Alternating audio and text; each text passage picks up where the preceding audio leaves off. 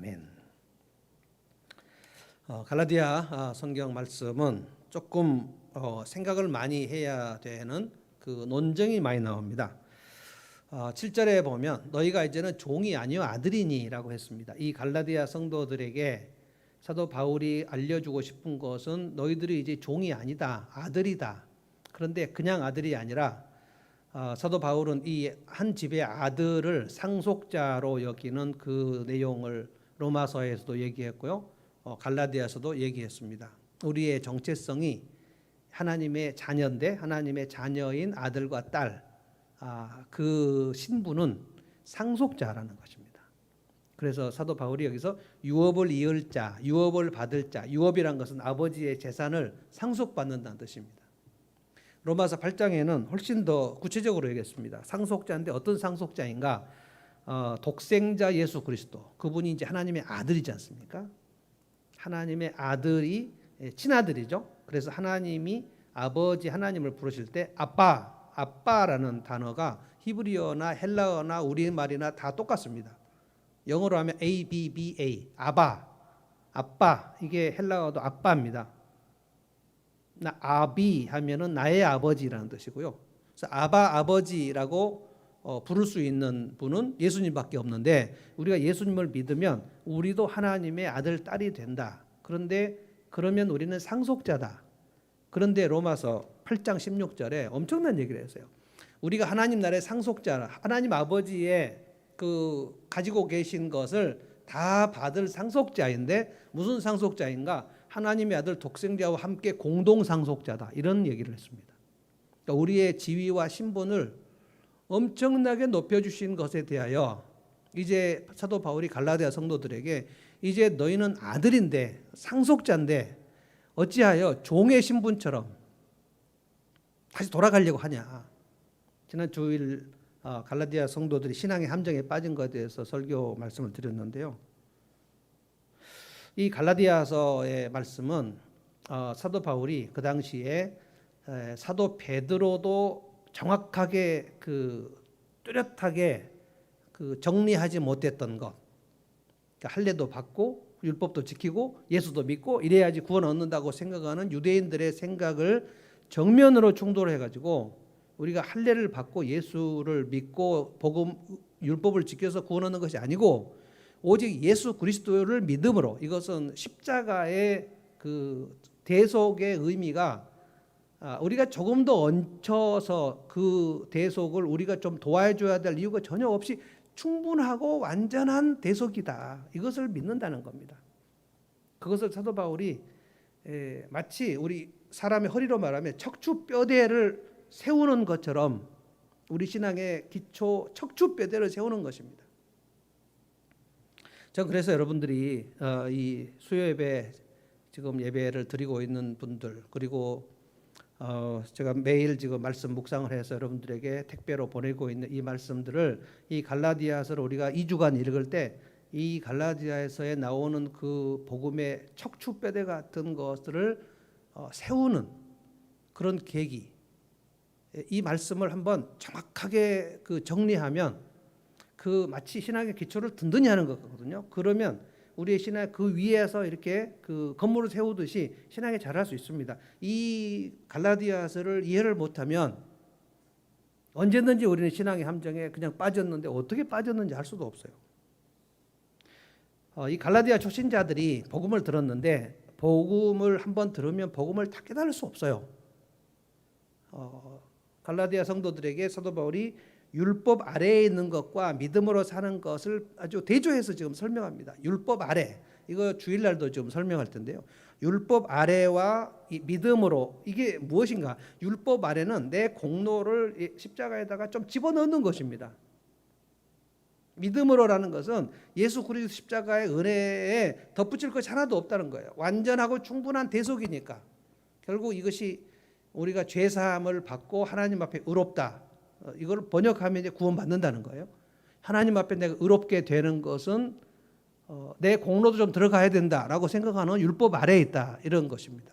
지금 갈라디아 성도들이 믿음으로 하나님 앞에 의롭다함을 얻었는데 예루살렘에서 온 성도들이 가르쳐가지고 다른 복음을 전해버리니까 다시 율법 아래에 들어가려고 그러는 거예요. 이거를 지금 종로로 하는 것으로 지금 설명을 했습니다. 사도 바울이 아니다. 믿음으로라는 것은 예수 그리스도 하나님의 아들을 믿는다는 것은 나도 아들의 신분이 된다는 거예요. 그래서 종과 아들을 또 비교해가지고 율법으로 사는 것은 종으로 사는 것이고 믿음으로 사는 것은 아들의 신분으로 사는 것이다.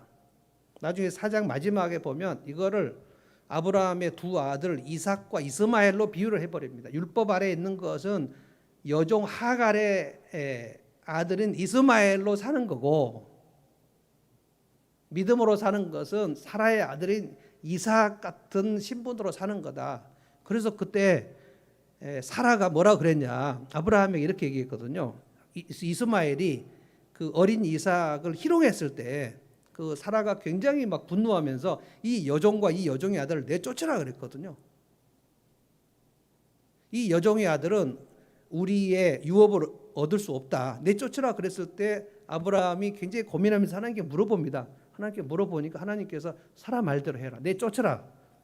이 얘기를, 창세기 얘기를 사도 바울이 얘기하면서 그 여종의 아들이 내쫓아야 되는 것처럼, 갈라디아 성도들아 너희는 이삭의 그 후손처럼 우리는 아들이다. 그러면 종의 아들을 내쫓아야 된다. 이 내쫓는 것이 누구냐면은 지금 예루살렘에 오선 율법 교사들, 이들을 지금 여종의 아들로 지금 하는 겁니다. 할례자들 내쫓으라는 거예요. 그리고 너희의 믿음에서 율법 아래에 있으려고 하는 이것을 내쫓고 오직 믿음으로 하나님 앞에 의롭다 하심을 얻는 이것을 바로 세우라는 것입니다. 다시 얽매임과 갇힌 자로 들어가지 말고. 그래서 율법 아래에 있는 것과 믿음으로를 굉장히 대조를 해서 설명합니다. 그런데 이 바울 사도의 가르침이 그 당시에 아주 소수 의견이었다는 사실을 우리가 꼭 기억해야 돼요. 우리는 이것이 이거 당연한 거 아니에요, 예수를 믿음으로만 구원 얻는다는 것은 당연한 것이 아닌가라고 생각하지만, 실제로 그 당시에 예루살렘 교회를 주축으로 해서 아직 이 문제가 정확하게 정리가 안 됐어요. 사도 바울이 굉장히 외롭게 이 싸움을 하는 것입니다. 조금만 율법주의 선전의 가르침에 넘어가 버리면 신앙의 함정에 금방 빠져버려요. 그래서 빌립보 교회도 그랬고 고린도 교회도 그랬고, 엄청 이 예수 그리스도의 십자가의 은혜로 말미암아 믿음으로 구원 얻는 것에 대해서 사도 바울은 가는 데마다 아주 굉장히 날카롭게 정리했습니다. 이것을 목숨 바쳐서 지키려고 애를 쓴 거예요. 그래서 오늘 1절에 보면 갈라디아 성도들에게 묻습니다. 내가 또 말하노니, 또 말한다는 거예요. 또. 그러니까 복음을 설명하는데 말하고 또 말하고 또 말하고, 성도들이 잘 알아먹지 못해요. 실은 저는 영적 진리는 왜 이렇게 한번 들었을 때 얼른 이해가 안 되는지 모르겠어요. 금방 잊어버립니다. 그래서 우리가 영적으로 굉장히 영적 흡수력이 대단히 허약하다는 사실을 알아야 돼요. 말하자면 영적 지식은 우리가 좀 지능이 좀 딸려요. 그래서 잘 얼른 깨닫지 못하고, 깨달아도 금방 잊어버리고, 그래서 다시 죄의 본성에 따라 가버리고. 자, 1절 제가 다시 한번 읽어보겠습니다. 내가 또 말하노니 유업을 이을 자가, 상속자라는 뜻입니다. 유업을 이을 자가 모든 것의 주인이나 그 집 주인 아들이니까 나중에 다 상속을 받는다는 뜻이에요. 그런데 어렸을 적에는 이 유업을 이을 자, 상속자가 어릴 때는 종과 다름이 없어서 그 아버지가 정한 때까지 후견인과 청지기 아래에 있다. 그 당시에 아주 지체 높은 그런 귀족이나 왕실의 집 얘기를 지금 예로 들어서 얘기하는 겁니다. 어떤 집에 아들이 태어나면 그 아들은 아버지 이 귀족이나 왕의 그 집에 있는 모든 재산을 상속받는다. 이거는 이제 유산입니다. 유산. 이거를 기업이라고도 하고 유업이라고도 하고 영어로 inheritance, 이것을 완전히 다 세습을 받는 거죠. 그런데 그 아이가 어른이 되기 전에, 법적 상속자로 인정받기 전에는 그 아이를 기르는 가정교사가 있어요. 이걸 후견인과 청직이라고 설명했는데, 그러니까 이 후견인이라는 것은 그 어린 귀족 아들, 앞으로 상속자가 될 아들을 훈련시키는, 훈육하는 가정교사. 영어로는 가디언이라고 했어요. 가디언. 저희는 아주 익숙한 용어입니다. 영국에 우리가 살 때 그 부모하고 같이 영국에 오면 이제 그 부모 집에 살면 되지만 어떤 한국 학생들은 중고등학생 시절에 혼자 유학 오는 학생들이 있어요. 그리고 혼자 유학을 오면 영국 정부와 학교에서 반드시 그 청소년을 담당하는 그 후견인을 법적으로 세웁니다. 그것을 가디언이라고 합니다. 가드라는 게 지킨다. 보디가드는 그 유명한 연예인들을 지키는 경호원들을 지금 얘기하는데, 가디언 하면은 이 학생을 법적으로 돌봐요. 그래서 기숙사에 학생이 공부하다가도 주말이 되면 반드시 가디언의 집으로 가야 됩니다. 이 학생의 문제가 생기면 가디언이 책임지는 거거든요. 이게 후견인입니다. 놀라운 얘기, 그 우리가 고대 그리스 마게도니아 유명한 알렉산더 왕의 그 어린 시절에, 왕자 시절에 그 후견인이 누군가, 우리가 잘 아는 아리스토텔레스입니다. 아리스토텔레스가 알렉산더를 가르쳐요. 엄청난 사람한테 배우는 거죠. 고대 그리스의 세 철학자 플라톤, 소크라테스, 아리스토텔레스, 이 셋 중에 아리스토텔레스가 알렉산더를 가르쳐요.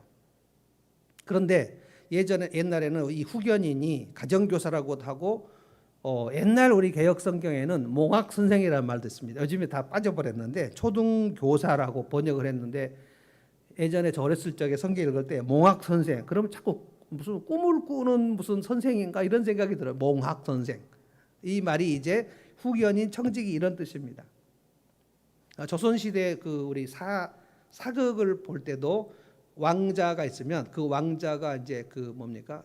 그 세자 책봉을 받으면 앞으로 왕이 될 때까지 성균관에 그 아주 유명한 그 선비들이 가정교사를 합니다. 그럼 이 가정교사가 이 왕자를 훈육도 하고 벌도 주고 엄하게 훈육을 시킵니다. 그리고 사서 삼경도 떼게 하고 노노 맹자 뭐 이런 거 다 떼게 하는 그 후견인. 그래서 굉장히 무섭습니다. 그러니까 마치 이 상속자가, 이 왕자가 어렸을 적에는 그 후견인의 밑에 복종하는 것처럼, 그래서 종과 같은 그런 신분으로 있다. 그런데 장성해서 법적 상속자가 되면 더 이상 후견인이 필요가 없다. 그런데 장성하여 법적으로 상속자가 된 어른이 아직까지 후견인 속에 엄해해 있으면 되냐? 지금 이 얘기를 하는 거예요, 지금. 자, 3절을 봅시다. 3절. 이와 같이라는 거예요. 이와 같이. 즉 2절은 고대의 그 귀족이나 왕실의 그 어린 아이가 상속자가 되기 전까지 후견인으로 있었던 그것처럼 3절 읽어볼게요. 이와 같이 우리도 어렸을 때라는 것은 아직 예수 그리스도가 오기 전에 구약 시대를 지금 가리키는 겁니다. 우리도 어렸을 적에 이 세상의 초등학문 아래에 있어서 종노릇 하였다. 이것이 율법 아래에 있었다는 뜻입니다. 그래서 율법이 있을 때 우리가 구약 시대를 보면 예수 그리스도께서 오시기 전에는 구약 시대인데 하나님께서 율법을 주시고, 율법이 뭡니까? 시내산 언약에서 하나님의 백성들이 지켜야 될 법도를 주셨는데 그걸 다 압축하면 10계명이 되죠. 10계명의 핵심은 하나님을 사랑하고 이웃을 사랑하는 건데 굉장히 많은 규례들이 있었습니다. 그래서 뭐 손 씻는 규례, 이거를 이제 그 뭡니까? 결례라고 하죠. 정결한 예식을 결례라고 합니다. 손을 어떻게 씻어야 되고 먹어서는 안 되는 음식은 무엇이고 이거 뭐 다 얘기를 해주셨거든요. 그런데 이 율법을 못 지키면 죄를 짓는 거죠. 율법을 못 지키면 저주를 받습니다. 율법을 지키면 축복을 받습니다. 그럼 율법을 못 지켜서 죄를 지은 사람은 어떻게 하냐? 하나님께 율법을 주시면서 이미 뭘 제도를 주셨냐면, 죄를 지어서 율법을 못 지키면 거룩함이 상실되는데, 그러면은 하나님의 백성의 그 진에서 쫓아내는 거거든요. 쫓아내야 되는데 그 하나님의 거룩한 진영 속으로 다시 들어오는 법이 뭐냐면 짐승의 피를 흘려서 대신 죽여서 제사를 드리라는 거예요. 그래서 이 짐승의 피를 흘려서 그 짐승의 머리에다가 죄인이, 자기 죄를 지은 사람이 머리에다 안수를 하게 되어 있습니다. 레위기를 읽어보면, 레위기를 공부하면 죄인이 그 짐승의 머리에 안수하는 것을 처음부터 나오는데, 레위기를 안 읽고 그냥 어렴풋이 생각하는 사람은 제가 항상 이걸 물어보거든요. 자, 짐승 한 마리를 이제 죽이는데 이 짐승이 죽으면 이제 속죄 제사를 드리는데, 이 짐승의 머리에 죄인이 안수를 합니까? 제사장이 안수합니까? 그러면 레위기를 안 읽은 사람은 100% 제사장이 안수를 한다 그래요. 성경에는 제사장이 안수한다는 얘기가 없어요. 죄인이 자기 짐승을 끌어와서 그 자기 짐승, 좀 그 여유가 있는 사람은 소 한 마리를 끌어오게 돼 있죠. 그러니까 죄를 속죄하는데 소 한 마리가 필요합니다. 그런데 형편이 넉넉하지 않으면 양 한 마리도 괜찮다. 염소도 괜찮다. 그리고 더 형편이 넉넉하지 않은 사람은 비둘기 한 마리도 괜찮다. 그래서 예수님 당시에 성전에서 비둘기 파는 사람들이 그렇게 많았던 거예요. 그러면 이제 이 소나 양이나 염소나 비둘기나 그 짐승을 가지고 오면 이 짐승이 나를 위해서 죽을 짐승이에요. 그러면 그 죄 지은 사람이 그 짐승의 머리에 손을 얹는 겁니다. 무슨 뜻인가? 이제 이 짐승이 죽는 것은 내 죄를 속하는 거다. 이 짐승의 죽음이 내 죽음을 대신한다. 이게 속입니다. 속. 대속이죠. 자, 그런데 그 짐승의 피가 짐승의 피가 완전한 것이냐? 이 짐승의 피는 어떠한 그 손가락으로 가리키는 것이냐? 이제 예수 그리스도께서 오셔서 십자가에서 우리를 위해 대신 죽으시는, 그러니까 우리로 말하면 우리가 예수님으로 인해 대속이 된다는 것은 무슨 뜻입니까? 예수님께서 오셨을 때 우리가 예수님 끌어와서 예수님 머리에다가 안수를 해요. 자, 그러면 내 죄가 이 예수님에게 전가가 된다는 뜻입니다. 그래야 예수님이 죽으시는 그 피로 인하여 내 죄가 속하는 겁니다. 그래서 우리가 십자가를 생각할 때 그 피가 내 죄를 속겠다. 이 내용을 정확하게 이해를 해야 되는 거예요. 율법주의 유대인들은 그렇게 생각하지 않았어요. 이 피가 내 죄를 속하긴 했으나 완전하게 속하진 않았고 내 죄가 없어지려면 나도 뭔가를 해야 된다. 그것이 뭐 말이 좀 맞지 않느냐. 어떻게 이것이 그냥 거저 얻어질 수가 있느냐. 근데 우리는 이것이 믿음으로 구원 얻는다는 것은 거저 얻는다는 뜻이거든요. 내 죽음이나 내 헌신이나 내 수고가 예수님의 십자가의 이 피 공로에 조금 얹혀서 가는 것이 하나님께서 그걸 받으실 때 그래 네가 수고해서 내 아들의 피에 너의 수고를 더하면 그래서 구원해 주겠다 이렇게 말씀한 적이 없다는 거예요. 그래서 믿음이 오기 전에 이 말씀입니다. 믿음이 오기 전에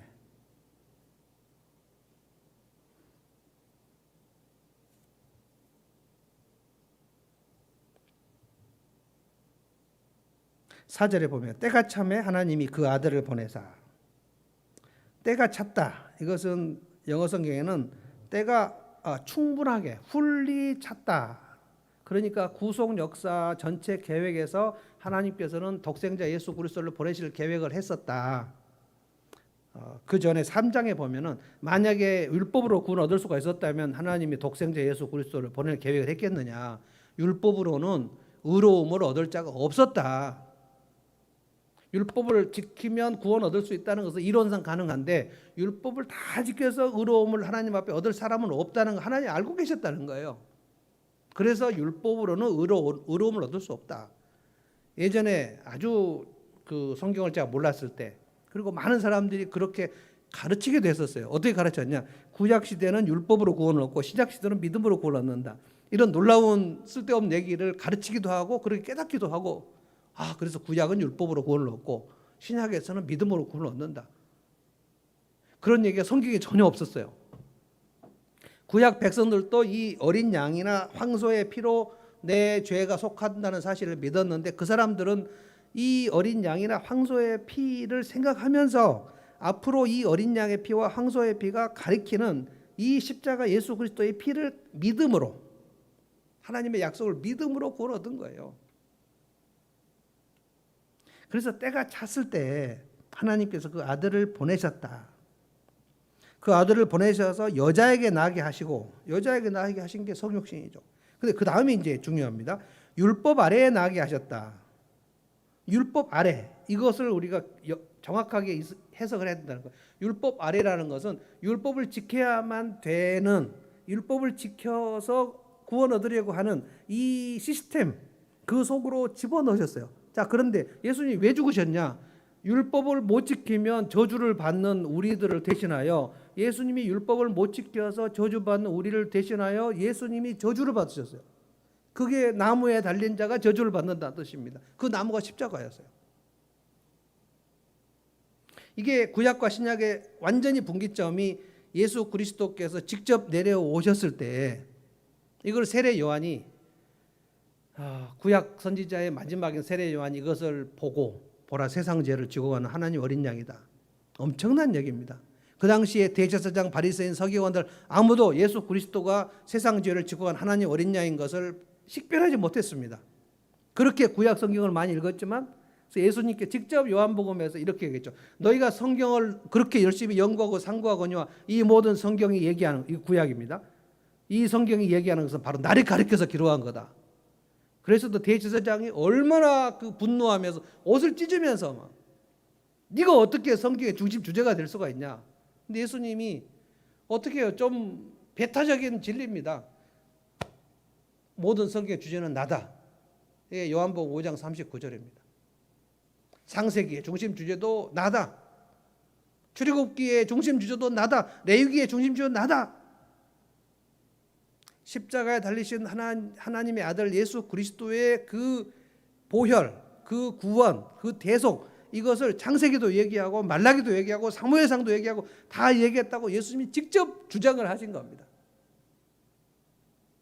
대제사장에게 또 한 번 물어봤죠. 그러면 네가 찬송받을 자의 아들이라는 말이냐? 그랬을 때 바로 네가 말했다. 대제사장이 막 진심으로 괴로워하면서 옷을 찢습니다. 이건 절망적이라는 뜻입니다. 대제사장이 옷을 찢는다는 거는. 어떻게 네가 그런 말을 할 수가 있냐? 네가 어떻게 하나님의 아들이라고 직접 네 입으로 말을 할 수가 있냐? 너무너무 괴로워하는 거예요. 대제사장이. 절대로 믿을 수가 없다는 거예요. 절대로.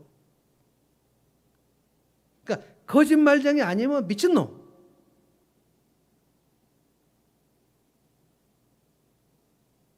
우리는 그 말이 사실이구나 라는 것이 믿어진 거죠. 율법 아래에 나게 하셨다. 그래서 이 율법의 시스템 속에서 율법의 이 명령을 못 지키면 저주를 받는다. 그게 율법의 아래에 있는 겁니다. 그리고 율법 아래에서 예수님은 죽으신 거예요. 저주를 받아서. 우리가 받을 저주. 저주는 영원한 형벌이고 영원한 멸망이고 그것이 쉽게 말하면 지옥이죠. 율법을 못 지키는 자는 지옥을 가야 되는 거예요. 그래서 이 형벌을 예수님이 율법 아래에서 율법 아래 나게 하신 것은 율법 아래에 있는 자들을 속량하시기 위함이다. 대속하시기 위함이다. 그리고 나서 이제 놀라운 그 선언. 오늘 설교 제목. 우리로 아들의 명분을 얻게 하려 하신 것이다. 아들의 명분. 이게 이제 상속자입니다. 이 상속자가 어렸을 적에는 후견이 밑에 있어서 마치 종과 같이 있는 것이고 그 다음에 어제 본문에는 뭐라 그랬습니까? 율법 아래에 있는 것은 마치 우리가 감옥에 갇힌 영어 성경에 보니까 prisoner of sin 죄의 감옥에 있는 죄수 같았다는 거예요. 갇혀 있었다는 거예요. 마치 종처럼 마치 죄수처럼 갇혀 있다가 예수 그리스도께서 오셔서 대속함으로 우리를 풀어주셨다. 그래서 자유를 얻었다는 거예요. 자, 그러면 이제 우리가 자유를 얻었으니까 율법을 안 지켜도 되는가? 이 얘기는 아닙니다. 율법 아래에 있는 사람들은 마치 어떤 사장님이 당신 열심히 일하지 않으면 월급 안 주고 쫓아내겠어? 라고 압박을 해가지고 쫓겨나지 않으려고 하는 것 같이 압박을 받아서 하는 게 율법주의예요. 자, 그런데 예수님께서 우리의 죄를 다 대속해 주셔서 자유로운데 예수님을 위해서 무엇인가를 하고 싶어요. 이게 이제 순종하는 것입니다. 그러니까 율법을 안 지켜도 된다는 게 아니라 율법을 지키는데 내가 지옥 안 가려고 지키는 것인가? 내가 예수님의 보혈의 사랑을 받아가지고 지키는 것인가? 나쁜 사장님이 당신 열심히 일 안 하면 쫓아낼 거야 라고 해서 쫓겨나지 않으려고 일하는 것인가? 그런데 이 사장님은 너무너무 월급도 따박따박 잘 주고 너무 친절하게 해주고 간식도 먹여주고 야 우리 한번 잘해보자 라고 해서 막 사랑을 베풀어서 이 직원들이 무슨 생각했어요? 와 우리가 열심히 해가지고 사장님과 함께 이 회사를 키워보자. 그래서 자발적 동기부여가 돼가지고 열심히 하더라는 거예요. 이게 믿음으로 산다는 뜻입니다. 그러니까 율법을 안 지켜도 된다는 게 아니에요. 이건 율법 폐기론입니다. 율법을 왜 지키려고 했냐? 이 율법을 지켜서 구원받으려고 하면 율법주의가 되는 거고 율법 아래에 있는 거고 이 율법을 주님께서 나에게 이렇게 엄청난 은혜를 주셨으니 나도 이 율법을 지켜야 되겠다라고 하면 주의 말씀에 대한 사랑의 동기로 주님의 말씀을 순종하게 되는 것이죠. 율법은 결국 하나님 사랑, 이웃 사랑인데 이 하나님의 사랑, 이웃 사랑을 주님이 나를 사랑하신 것 때문에 나도 열심히 하는 거다 해서 순종하자는 것이죠. 그래서 이제 아들의 명분을 얻었다. 저는 이 말씀 6절의 말씀, 너희가 아들이므로 하나님이 그 아들의 영을 우리 마음 가운데 보내사 아빠 아버지라 부르게 하셨다. 너희가 아들이기 때문에 그 아들의 영을 우리 마음, 그 아들의 영이 누굽니까? 그 아들의 영은 성령이에요. 그 아들의 영. 저는 이 말씀이 너무나도 은혜가 돼요. 아들의 영, 성령을 아들의 영이라고 그랬어요. 왜 성령인 그 아들의 영을 우리에게 줬냐? 우리도 아들이니까. 우리도 상속자니까. 독생자 예수 그리스도의 영을 하나님이 우리에게 넣으셨어요. 이게 우리가 예수 믿을 때 성령이 우리에게 오신 이유입니다. 이거를 인치심이라고 했고요. 그러니까 성령이 우리에게 오셔서 거듭났다는 것은 내가 하나님의 아들, 하나님의 딸일 뿐만 아니라 로마서나 갈라디아에서 아주 강력하게 주장하는 것은 뭐냐면 아들이면 상속자다는 거예요. 상속자. 이게 고대 사회에서 엄청난 중요한 얘기입니다. 아들인데 아무 상속이 없는 그런 것이 있을 수 없다는 거예요. 너희가 아들의 명분을 받았다면 이게 장자의 명분하고 똑같은 겁니다. 아들의 명분을 받았다면 그건 상속자다는 거예요. 그래서 성령이 오셔서 아들의 명분을 받은 사람은 하나님을 아빠라고 부를 수 있었다는 거예요. 그래서 우리가 예수 그리스도의 이름으로 하나님 아버지께 기도할 수 있게 된 것입니다. 우리가 그냥 기도할 때 마지막 마무리로 예수님의 이름으로 기도합니다. 이것은 무슨 후렴 구절 같은 게 아닙니다. 이 모든 기도로 예수님의 이름이 아니면 올라갈 수 없다는 뜻이에요. 예수님의 도장, 아들의 도장을 찍지 않으면 그 기도는 응답이 안 된다는 뜻입니다. 그래서 예수님의 이름으로 기도합니다. 예수님의 명의, 예수님의 도장을 찍어야 된다는 뜻입니다.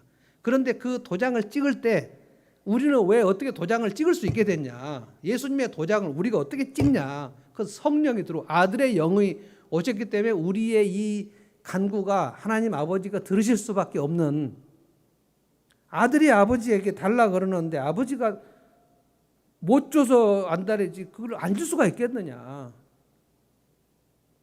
이 아들의 명분, 우리는 상속자다는 거예요. 그런데 바울 사도가 갈라디아 성도들에게 그런데 아들의 명분을 주셨는데 다시 종으로 가려고 그러면 어떻게 하냐? 율법 아래 또 가려고 하면 어떻게 하냐? 7절에. 이게 우리 많은 사람들, 갈라디아 성도들만 이런 게 아니고 우리도 다 지난 주일 설교 때 은혜가 떨어지면 다 우리는 내 이름으로, 내 공로로, 내 체면으로 신앙생활을 하는, 그러면 신앙이 함정에 빠져버리는 거예요. 7절 읽겠습니다. 그러므로 이제 네가 이후로는 종이 아니요 아들이니. 우리가 이 말씀 읽을 때 사도 바울이 가진 그 감격과 흥분을 같이 가져야 돼요. 얼마나 지금 사도 바울이 떨면서 지금 갈라디아 성도들아 이제는 너희들이 아들의 명분을 얻지 않아. 너희가 성령을 받았으면 아들의 명분을 얻은 거다. 너희들은 상속자다. 그런데 왜 다 장성해서 법적 상속자가 됐는데 다시 종의 신분으로 가려고 하냐? 이후로는 종이 아니요 아들이니 아들이면 하나님으로 말미암아 유업을 받을 자니라. 우리는 상속자다. 엄청난 말씀입니다. 우리는 이제 종도 아니고 얽매임도 아니고 우리가 무엇인가를 해야 구원받는 것도 아니고 우리는 이미 하나님의 아들의 그 십자가 은혜로 대속을 받았다. 충분하다. 끝났다. 다 이루었다. 그러니까 우리의 죄사함은 받았다 하는 거야. 자, 그럼 우리는 순종할 때 무슨 근거로 순종하냐? 이 순종해서 구원받으려고 순종하는 게 아니고 이 믿음에는 순종이 같이 붙어 있다는 거예요. 아들이 다 장성했는데 아버지의 것이 다 내 것이 이제 된 것인데 이제 철들은 아들이 유산을 받으려고 열심히 일을 하는 것인가?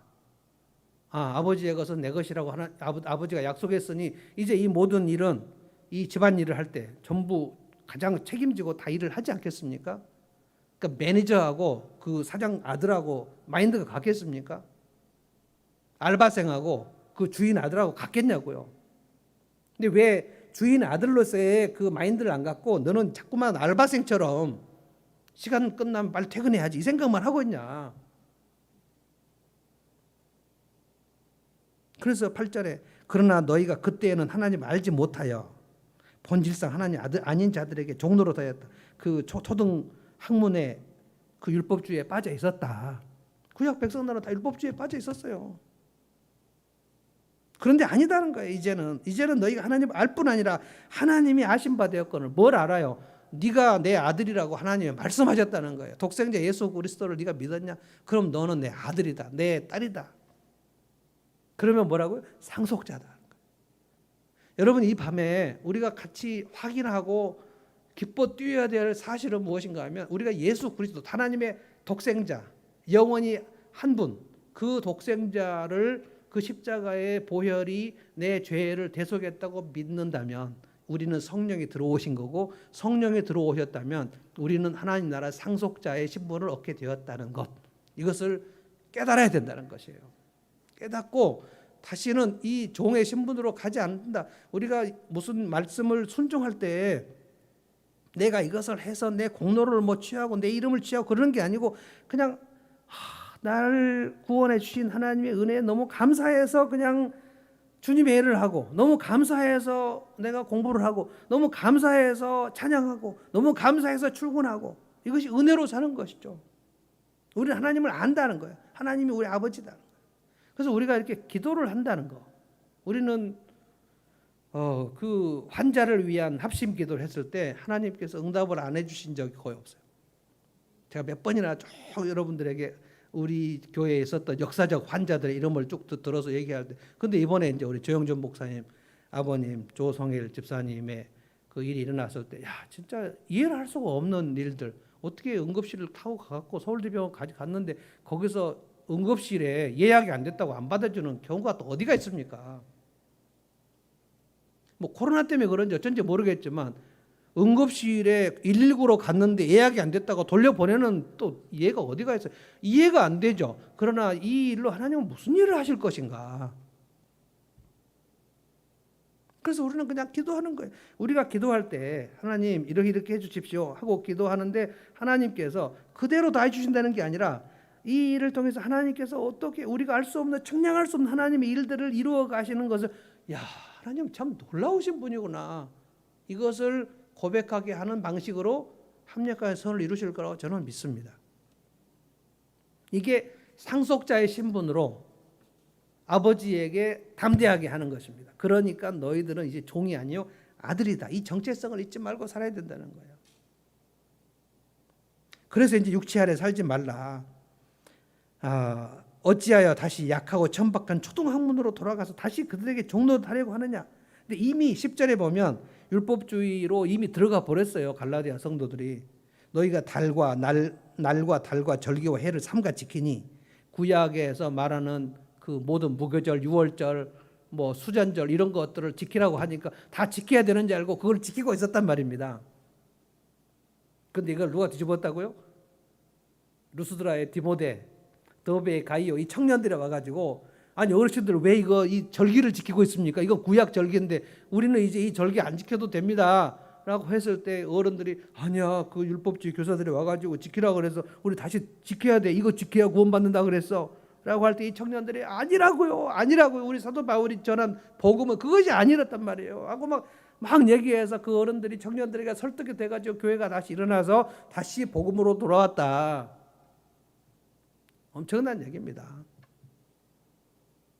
한 사람만 껴 있어도 그 교회를 살릴 수가 있어요. 그래서 상속자로 산다는 것은 이제 성령의 인도를 날마다 받는 거예요. 뭡니까? 성령이 하시는 일은 뭡니까? 예수 그리스도를 믿게 하신 일이죠. 성령이 아니고서는 아무도 예수님을 믿을 수 없다 그랬어요. 설명을 잘하면 예수를 믿게 되는 게 아니란 말입니다. 성령께서 그 안에 역사를 하셔서, 그렇구나, 예수님이 나를 위해 돌아가셨어, 이것을 깨닫게 하시는 분은 성령이시다. 깨닫게 하시고 우리 안에 들어오신다. 그러니까 날마다 말씀을 깨닫게 하시는 분도 누구예요? 성령님이에요. 여러분이 오늘 이 저녁에 그렇구나, 율법 아래 사는 것과 믿음으로 사는 것 이렇게 다른 것이구나를 깨닫는다면, 그 깨달음은 여러분 안에 계신 성령님께서 역사하시는 줄로 믿습니다. 이것을 성령의 인도함을 받는다 그랬어요. 갈라디아 5장에 이제 이번 주일날 제가 성령으로 사는 삶과 육체의 열매, 성령의 열매, 이거를 제가 지금 단호하게 쉽게 설명하려고 지금 애를 쓰고 있습니다. 육체의 열매가 현저하다. 그런데 거기 보면 쫙 나와 있어요. 근데 놀라운 말씀이 그 마지막에 나옵니다. 갈라디아 5장 21절에 이러한 짓을 하는 사람들은 하나님의 상속받을 수 없다라고 했어요. 상속을 받지 못한다는 것은 아들이 아니라는 뜻입니다. 아들이 아니라는 것은 그가 예수를 믿지 않았다는 뜻입니다. 예수를 믿지 않고 성령이 그 안에 없다는 뜻입니다. 근데 그걸 갈라디아 성도들에게 지금 얘기한 거예요. 그러니까 우리가 좀 짐작을 해보자면 갈라디아 성도들이 내가 예수 믿고 성령을 받았다고 생각하고 있었지만 실제로 그렇지 않은 사람들도 그 안에 있었다는 거예요. 순종을 하지 않는, 오랫동안 순종하지 않는데 그 사람이 믿음으로 살았다고 말할 수 없어요. 믿음으로 산다는 것은 십자가 은혜가 너무너무 감격스러워 가지고 내가 하는 모든 일이 하나님의 은혜로 됐다는 것을 실제로 살고 있기 때문에 믿음으로 산다는 건 순종한다는 뜻입니다. 신실하다는 뜻이에요. 매일매일 성령의 인도를 받는다는 뜻입니다. 그 얼굴에 어떻게 표가 안 날 수가 있겠습니까? 그 얼굴이 어떻게 그렇게 어두울 수가 있겠습니까? 성령의 인도함을 받고 사는 사람은 그 얼굴에 힘이 없을 수가 없어요. 하나님께서 계속 성령의 빛을 비추어 주시는데 그 얼굴이 조금 쪼그라들 수가 없다 이 말이에요. 성령의 인도를 받고 사는 거예요. 그게 상속자의 삶입니다. 우리가 점점 늙어진다 할지라도, 우리가 점점 병이 걸려서 힘이 없어진다 할지라도, 우리의 겉사람이 좀 후피한다 할지라도 마지막에 뭡니까? 우리의 몸과 영혼을 다시 되살리셔서 부활시켜서 영원한 새하늘과 새 땅에 들어가게 돼서 마지막은 모두 해피엔딩이라는 사실을 아는 사람은, 마지막에 가장 좋다는 것을 아는 사람은 지금 이 시간에 내가 늙어지는 것 때문에 그렇게 우울할 수는 없다는 거예요. 겉사람은 후피한다고 성경이 얘기했습니다. 그러나 우리의 속사람은 날로 새롭다고 얘기했습니다. 그러니까 나이가 먹으면 우리의 속사람 영혼이 시들시들해진다는 뜻이 절대로 아니라는 거예요. 몸이 아프면 내 영혼이 시들시들해지는 것이 아니라는 말입니다. 환자도, 곧 죽을 사람도, 그 늙은 사람도, 정말 아무 힘이 없는 사람도 우리 속에는 속사람이 내 안에 성령이 들어오시고 내가 상속자인 것을 깨달은 사람은 그래 내가 내일 죽는다 해도 내가 죽음 이후에는 새하늘과 새 땅이 있어. 마지막은 해피엔딩이구나. 그러면 마지막까지 끝까지 믿음으로 살겠다. 그리고 마지막 날까지도 나는 순종하며 살겠다. 이것이 죽도록 충성하는 겁니다. 죽음에 이르기까지 신실하게 사는 거예요. 그 사람이 매일 십자가 은혜 앞으로 가는 것입니다. 넘어졌을 때, 내가 실패했을 때, 그때 마귀는 이제는 그만두라고 얘기합니다. 그러나 십자가 은혜 앞으로 가는 사람들은 다시 일어날 수 있어요. 다시 일어나서 그래 십자가 은혜로 다시 일어난다. 우리 중에 함으로 실패하지 않는 사람 없습니다. 실패합니다. 넘어집니다. 그러나 성령이 들어오신 사람들은 내가 상속자인 것을 알고 그래 나는 아들인데 상속자인데 내가 이러면 안 되지. 십자가 앞으로 다시 가는 겁니다. 그래서 주님의 보혈의 은혜로 다시 일어나는 거예요. 이것이 오늘의 상속자의 삶, 이것이 아들의 명분을 가진 삶, 믿음으로 사는 삶, 율법 아래 있지 아니하고 종으로 다지 아니하고 하나님의 아들의 명분을 가지고 사는 삶입니다. 자, 찬송을 한번 더 하겠습니다.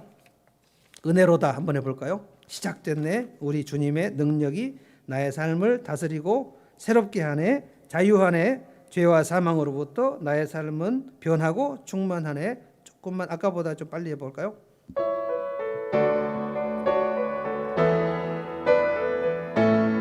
시작됐네. 시작됐네. 우리 주님의 능력이 나의 삶을 다스리고 새롭게 하네. 자유하네. 자유하네. 죄와 사망으로부터 나의 삶은 변하고 난 충만하네. 다시 한번 합시다. 시작됐네. 시작됐네. 우리 주님의 능력이 나의 삶을 다스리고 새롭게 하네. 자유하네. 자유하네. 죄와 사망으로부터 나의 삶은 변하고 난 충만하네. 은혜로다. 은혜로다. 주의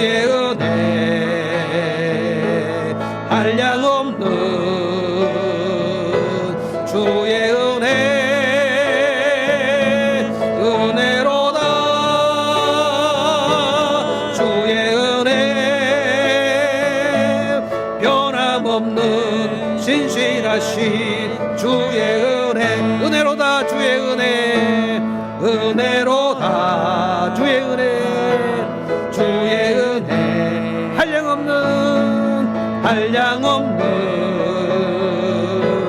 주의 은혜, 은혜로다 주의 은혜, 변함없는 신실하신 주의 은혜, 변함없는 신실하신 주의 은혜. 아멘. 기도하겠습니다. 하나님 감사합니다. 사도 바울이 오늘 흥분과 감격 속에서 이야기한 이 아들의 명분, 하나님 너희가 종이 아니요 아들이니 이제 아들이면 상속자, 예수 그리스도 독생자와 함께 공동 상속자라고 말씀하신 이 말씀 앞에 저희가 감사하며 기뻐합니다. 하나님 이 밤에 참으로 3일간, 일주일 동안 3일간 우리는 참 힘들고 복잡한 삶을 살았으나 이 밤 주님 앞에서 이 말씀을 들으니 우리의 영혼이 새로워지고 소생하는 줄로 믿습니다. 하나님 겉사람은 우패해지며 이 땅은 점점 낡아지며 소멸하며 이 지구 땅덩어리는 정말 헉헉대는 중에 있습니다. 기후는 변화되고 날씨는 불투명하고 코로나는 정말 계속해서 변이가 일어나고 점점 마스크 쓰는 일이 힘들고 답답하고 우울하고, 그러나 모든 일이 다 안 좋아진다 할지라도 우리 주 예수 그리스도 다시 오시는 날 우리의 몸과 마음은 완전히 새로워지며 완전히 영광스럽게 변화되며 하늘에 속한 몸으로 변화되는 줄로 믿습니다. 우리의 속사람은 날로 새로워지는 줄로 믿습니다. 다시는 종의 멍에를 매지 않게 하시고 아들의 명분을 가지고 예수 그리스도와 함께 공동 상속자가 된다는 이 정체성을 가지고 다음 3일을 살기를 원합니다. 주님, 어려움에 빠진 이들을 위해서 이 시간 다시 한번 기도합니다. 하나님 아버지, 재정적으로 막힌 자들, 사업이 막힌 자들, 진로가 막힌 자들이 있습니다. 주님, 그들을 불쌍히 여겨주시고 위로해 주시고 그들을 도와주시고 그들이 더욱 하나님을 의지함으로 말미암아 죽은 자를 살리신 하나님을 경험하게 하여 주시옵소서. 꽉 막힌 홍해 바다가 갈라지는 역사가 있게 하시고 바다가 갈라지지 아니하며 바다 위를 걷게 하시는 놀라운 하나님의 기적을 체험하게 하여 주시기를 기도합니다. 하나님 아버지와 몸이 아픈 우리 사랑하는 지체들이 있습니다. 우리 조성일 집사님 주께서 기억하여 주시고 그 아픈 몸, 염증이 점점 퍼져가는 그 몸의 속도를 멈추어 주시고 하나님 그 속에 있는 병변들이 아무 힘이 없게 하여 주시고 이제 수술하게 되는 그 시간에 모든 수치가 내려가게 하시고 다시 건강 회복되게 하시며 하나님의 살아계심을 경험하고 체험하는 복된 시간 되게 하여 주시옵시며 이 모든 악을 손으로 바꾸시는 하나님의 반전의 하나님을 모두가 경험하는, 그래서 하나님께 찬양드리며 영광 돌리는 복된 시간 되도록 주께서 함께하여 주시옵소서. 이 밤에 저희가 하나님 말씀을 듣고 이제 평안히 잠듭니다. 오늘 평강을 주시고 내일 아침에 다시 새로운 은혜를 주시고 그리하여 새 은혜를 가지고 살아가는 복된 성도들 모두 되도록 인도하여 주시옵소서. 예수님의 이름으로 기도하옵나이다. 아멘.